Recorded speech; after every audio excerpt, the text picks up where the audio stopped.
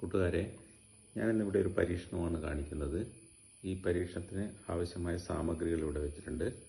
ഒരു ചെറിയൊരു പാത്രം, ഒരു പാർസൽ ടാപ്പ്, അതുപോലെ തന്നെ നാണയം, ഒരു പേനയുണ്ട്.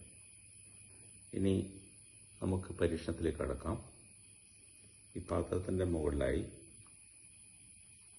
പാർസൽ ടാപ്പിനെ ഇങ്ങനെ ക്രമീകരിച്ചു.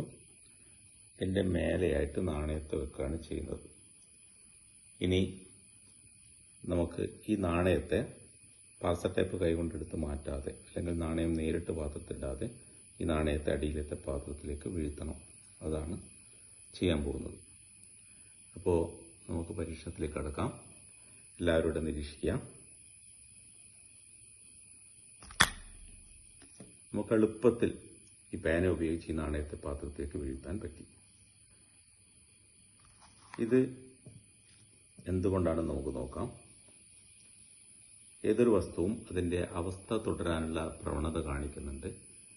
അത് ചലനാവസ്ഥയിലെങ്കിൽ ചലനാവസ്ഥ തുടരാനുള്ള പ്രവണത കാണിക്കും. നിശ്ചലാവസ്ഥയിലാണെങ്കിൽ ആ നിശ്ചലാവസ്ഥ തുടരാനുള്ള പ്രവണത കാണിക്കും. ഇവിടെ ഈ നാണയം നിശ്ചലാവസ്ഥയിലാണുള്ളത്. അപ്പോൾ നമ്മൾ ഇവിടെ ഈ പേന ഉപയോഗിച്ച് ഈ പാർസൽ ടാപ്പിനെയാണ് ചലിപ്പിക്കുന്നത്. നാണയം ആ നിശ്ചലാവസ്ഥ തന്നെ തുടരാനുള്ള പ്രവണതയാണ് കാണിക്കുന്നത്. അതുകൊണ്ട് തന്നെ നാണയം അവിടെ തന്നെ നിൽക്കാനുള്ള പ്രവണത കാണിക്കുന്നതുകൊണ്ട് തന്നെ നമ്മൾ ഈ പാർസൽ ടാപ്പിനെ മാറ്റുമ്പോൾ നാണയം അവിടെ നിൽക്കാനുള്ള പ്രവണത കാണിക്കുകയും അതിന് ബേസ് നഷ്ടപ്പെട്ട് നേരെ ഈ പാത്രത്തിലേക്ക് വീഴുകയാണ് ചെയ്യുന്നത്. അപ്പോൾ ഇതിന് നമ്മൾ ജഡത്വം എന്നാണ് പറയുന്നത്. ഈ വസ്തു അതിൻ്റെ അവസ്ഥ തുടരാനുള്ള പ്രവണത കാണിക്കുന്നതിനാണ് ജഡത്വം എന്ന് നമ്മൾ പറയുന്നത്. ഓക്കെ, എല്ലാവർക്കും ഈ പരീക്ഷണം ഇഷ്ടപ്പെട്ടു എന്ന് കരുതുന്നു. നമുക്ക് വീണ്ടും മറ്റൊരു പരീക്ഷണമായി കാണാം.